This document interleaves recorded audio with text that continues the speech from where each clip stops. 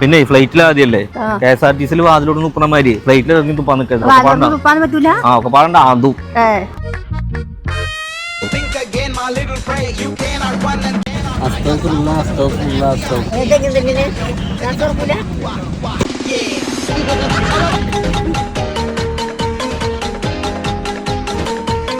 അപ്പൊ മക്കളെ നമ്മൾ ഫ്ലൈറ്റ് ഒക്കെ കയറിയിട്ട് എവിടെ എത്തിക്കണെന്ന് അറിയാം. നമ്മുടെ സൂറത്തിലുള്ള അജ്മീറ ഫാഷനിലാട്ടോ എത്തിയിട്ടുള്ളത്.